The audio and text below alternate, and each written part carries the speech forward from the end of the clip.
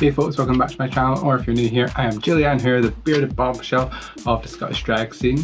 Today we're going to do a little review of the third episode of RuPaul's Drag Race season 13 and looking at all of the fashions from the eliminated queen. Also, I'm far too lazy to get in drag today. I've got a bit of hairstyling I want to do, some sewing I want to do, so I thought you're going to get the man here today. The same as last week, the girls had to do both a daytime ladylike look and a vampy night look, and then for the runway they had a sheer runway to do instead of the lame runway. So very exciting, there's lots to talk about, so let's just get on into it. First queen we've got up is Denali, and to be honest I wasn't particularly wowed by this. It's a very cute dress for sure, but it wasn't necessarily impactful. The colour is gorgeous, but it's just there's a lot going on, but you can't really see. With the lace on the same colour as the dress, there's no kind of like impact there. It all just looks just blue and you can't really see the flowers on there, so it'd be nice if the actual dress was like a lighter colour, and then the blue lace would stood out with the flower applique that was on there. And then the lace on the leg just seems very like kind of like tacked on. I think a good thing about lace is you can kind of like take bits apart and then like put it on different places, so I kind of wish there was kind of a more gradual shift into that little applique piece. But nevertheless, it is a cute look. There is one point when she's coming down the runway and you can see that she's got like a crinoline or like a hoop skirt in there, which doesn't make sense for such a short skirt. You're just happy with a little tulle petticoat underneath there. Because there's not such a wide volume that you need a crinoline or a hoop in there, but nevertheless it is still a gag. Next thing we have is Joey J, and there's elements of this that I like, but I think the execution of it all together is just not really that successful. I really like the chainmail piece. I think that's really kind of what the signature item could have been, and then worked around that, but then it's just kind of seemed very all tacked on. They've got a fur jacket, they've got suede boots that also have a different colour fur on them. There's just a lot going on, so I wasn't really a fan of this look when it came out. At first I wasn't quite sure what to think, and I was like, what's going on here? But yeah, I'm not a fan of this look. It's sort of pedestrian, but then it's like not with the chainmail. I don't know. In this look in particular as well, like I feel that it could have done with a wig. Like I don't mind the no wig, I've done bald looks myself, I don't really have hair, so hey ho. But yeah, there could have been a wig or something here to kind of like vamp up that kind of like vibe, I guess, like a big huge kind of maybe like kind of Texas wig or something like that. It's just, yeah, there need to be something in this look particularly. So unfortunately, girl, it's a hag. The next queen is an arty farty queen for sure. We've got Rosie in this Moschino inspired dress, which is stunning. It's so beautiful. The Moschino Spring Summer 2020 collection, I believe it was inspired by Picasso, of course, which you can see that Rosie's kind of taken slightly in a more different direction from what they did, and I absolutely love it. The primary colours that she used is very effective. Yeah, absolutely love this look, and she looks stunning. I wasn't in love with the hair, but either way the whole look was still a total gag. Next in is Tamisha Iman, and I love Tamisha, I think she's brilliant, and I love that she makes all of her clothes as well, so, and everything is so incredibly well made.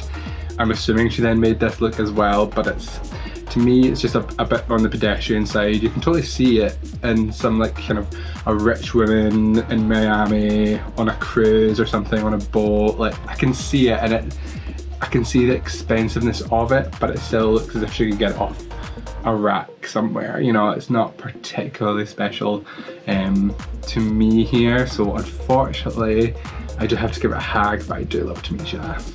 Next in we have is Utica Queen, and she's going for a 60s vibe, kind of like Olivia Lux, but in a totally different direction, which is amazing. She does it so differently, she has such a great unique point of view. Personally, I don't think she needed all those little balls on there, but it did tie into her vampy look, which we'll get to in a second. But I did love it, and I think if I was going to do it the same way she did it, I'd maybe have like the balls like trim around the skirt or something, and then have it in the hair. I think that would have been cute to tie it all together, but she's clearly cookie. and has such a unique point of view, and girl had me gagged. And the last queen that struggled to even get to the runway in the first place is Kimora, and despite the fact that she took forever to do her makeup, thankfully she finally got to the runway because she looked stunning in this look. She says she was inspired by royalty, particularly Kate Middleton. You can totally see it. And she's given this kind of Dior new look vibe with the shape of the coat from the 50s and the skirt. I feel there could have been like maybe a bigger petticoat underneath the skirt. I'm not sure if there even was one in the first place, just to give a bit more volume, a bit more drama, especially since it was all white, you know, like a bit more shape is really good. But oh wow, I would love to have a piece like this. And in the Fascinator, she really tied it all in together well, which is phenomenal. It was a head to toe look and it had me gagging for more. Next up, we have the vampy looks, of course. Coming in is Denali, and wow, this was incredible. She was also inspired by a Moschino runaway from fall 2018, where it's kind of like a house had burned, I can't remember the exact words, a house had burned down and they were all escaped witches or something, I can't quite remember, but Moschino runways are always somewhat convoluted and unnecessary, but Denali has really got the vibe of it and taken it to the RuPaul runway stage. And I think she did it quite well, although there's a few missing details that I feel that she could have done to really give the look from, again, head to toe concept. In the fan, she's got little holes as if it's been burnt, but then she doesn't have that anywhere in the mesh on the top that she's got, or the skirt, and then she doesn't have any kind of like ashy kind of makeup, which is such a missed opportunity to just go the full way. She didn't totally execute this look in my opinion, but it still had me gagged. Next thing we have is Joey J giving a black head to toe fantasy. What I do like is the hair definitely suits this look a lot better being short, but I also like how she was able to change it up, and she probably just used coloured hair wax just to kind of make it red there, which is fantastic. And my favourite piece of the entire look is the earrings. Those look so incredible and so intricate with little chains and studs coming off it. I think that's phenomenal, and I wish she kind of took that aesthetic and ran with it all the way through the outfit. There's definitely something missing here for me.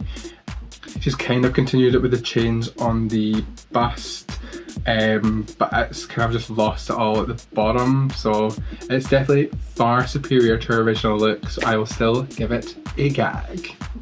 Next in we have is Rosie giving a phenomenal look. She's really pinpointed that this was the fashion show and she's going to do fashion designers as her main inspiration. She's taken this Alexander McQueen collection from, I believe it was spring 2013, and it is so stunning. Wow.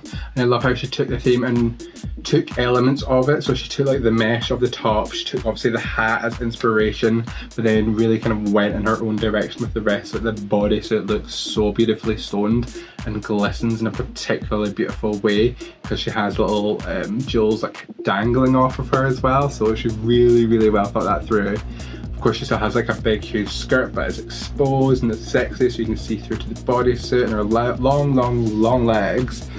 Ah, beautiful. Had me gagged for sure. Next then is Tamisha Iman giving a little bit more campy aesthetic here, which I totally love, with this wigged out look. It's kind of giving me Morticia Addams meets Cousin It vibes just put together, and it's kind of hot. No? Am I going crazy? It is a fairly simple look, but it is drag, it's camp, you know. I wish it was kind of maybe a bit bigger, like she's going for like big huge hips or something with the hair dangling off of it. I don't know, something like that is probably what I would have done, but no complaints here from me, because I was gagged. Next up is Utica Queen, and she's really married her two looks together here, with obviously the same kind of feature on both of the looks with the little plastic balls that she's got on there. The hair is totally giving me, was it Bette Midler and Hocus Pocus vibes, but like big, huge and vampy, and she really hit the nail on the head with this, but again in such a Utica way with her own perspective. This is incredible. I love the wrappings around her arms. I think she's really styled this one quite well, and how she's put it all together, the big huge kind of ruff, it kind of almost giving like Elizabethan royalty vibes, but dark and sexy, and then a lot of drama with the dress, and it's like draping off her back. Utica had me ball gagged. And then last but not least we have, again, is Kimora, looking stunning. Now she's in a vintage Mugler piece, which really is something that shapes the body. Mugler really knew how to kind of contour in and shape out a woman's body and exaggerate those beautiful features, and I think this dress is really well done, and also accessorized in a particular way to give a kind of vampire aesthetic. She's got the cross on there, the beading is beautiful, the stoning, and then that red hair. Wow, I think that really kind of made the whole look. I wish she kind of went further with a kind of vampire aesthetic, maybe had like a little bit of blood like dripping down from her lip, and maybe she like wipes it away and it's like as if she's just fed. I think that would have been so hot. Ugh, get me sweaty thinking about it all right now. This look totally had me gagged. And moving on to the runway on the main stage of RuPaul's Drag Race, we have the sheer runway. First up we have Denali, and there's a lot of queens that are really inspired by designers right now, and we can see it in her promo look that she was inspired by Iris Van Herpen. She says it again on the main stage. I don't like this look as much. I don't think it goes really... What am I trying to say? She's trying to do Iris Van Herpen, who's an incredibly difficult designer to replicate, period. Like, she's such intricate details, and she's not done it here, unfortunately. Like, she's got the silhouette down for sure, but there needs to be more layers, there needs to be more movement, there needs to be, like, the sheer elements can build up together with different colours, kind of give you an illusion. And that's what's beautiful about Iris Van Herpen, is the way she creates shape, but also uses colour and the sheerness of the fabric to create illusions, and then trims the edges sometimes. And Denali's got the budget version of it, unfortunately, here. It is nice. I do think it looks good. I love how her hair is styled into the balls, and she has little matching earrings as well. It's not a bad look, but it's just, it doesn't live up to the inspiration, unfortunately, but it still had me gagged. Next in is Joy J giving a bit of fringe drama, and I love the fringe, but it's not a fringe runway, it's a sheer runway, and it seems as if they kind of got lost in that. They kind of like, oh, I found this amazing fabric that's got mesh and put fringe on it. I'm not sure if it was there already or not when they got the fabric, but it's just lost in translation. It doesn't seem like it's a sheer runway, it looks like a fringe piece instead. So unfortunately, I think you've missed the mark here, Joy. Oh, it's a hag. Next up we have is Rosé, and oh, this is kind of too much for me. Like, it was an eyesore when she walked out. Oh, cringe. I love elements of this. I actually kind of like the dress on its own, especially when you see her perform for the final lip sync and she takes those sheer things, whatever they are, off. It looks so much better immediately. I would give the dress alone a gag if it was then continued like down the sleeve and came all the way down, but then obviously when she takes the ruffs off, it stops like halfway down her arm and it looks stupid. Yeah, oh wow, it was just so much. She threw everything at it, including the kitchen sink. Those ruffs were just too much. Like, she should have had a few less layers and then it would have maybe worked. But no, my head is sore thinking about the look. It's a hag. Next up is we have literally the queen of drag. It's Tamisha Iman looking like an absolute goddess. Like, wow, this look is so incredible, so beautiful. Wherever she got that fabric from, wow. Who in drag, no matter what your style is, wouldn't want to own this piece? Like, and yeah, I like how she said she gave a bit more drama with that rough piece. Yeah, I think everyone's really lost for words on this look, because it is basically perfection personified. Like, it's so incredible. It's so well shaped to her body. It glistens so incredibly well. She styled it so incredibly well. Tamisha Iman had us all fully gagged. Wow. Next in is Utica Queen, and she said she was a bit inspired by Fleetwood Mac's Stevie Nicks in this look, and you can kind of see it, especially with the draping of the sleeves, and kind of, it wasn't the sleeves actually that was draped, it was pieces that were attached to it, and it kind of does kind of give a bit of that vibe, but I'm a little bit disappointed with this look, to be honest. I think the colours could have been a bit more harmonious. Instead of having like opposites in the colour wheel, they could have had more harmonious colours like blue and purple or red and purple. Yeah, it wasn't right for me. But what I did really love is her makeup. Her makeup was so beautiful with this look, and it did obviously match in with the fabric that she had chosen for the look, but I wish I could get my makeup that detailed. She looked beautiful from the neck up, but the rest of it unfortunately had to be a hag. And last up we have Kimora Hall, and she looked so incredibly glamorous here as well, and those earrings, my ears feel numb and there's nothing on them right now just from looking at those earrings. What in the hell? It's very incredible that she's got earrings like that. Where do you get that? That obviously must have been custom made, because I have not seen a drag jeweler make earrings that big. They're bigger than most people's heads. That's so incredible. The look itself though, I love the sheer dress caftan that she had over her bodysuit, jumpsuit, which was so beautifully stoned, and then the caftan, we'll call it, was so beautifully stoned as well, but not too much as well. It wasn't distracting. She really thought about the pieces individually and pulled them together to create a look. I'm not a big fan of that hair. I love drag hair, like that's huge, as you may well know if you've been watching at all in this channel. I love huge drag hair. I just didn't like the shape of it, and yeah, I don't know, it was a bit off. It threw me off a little bit.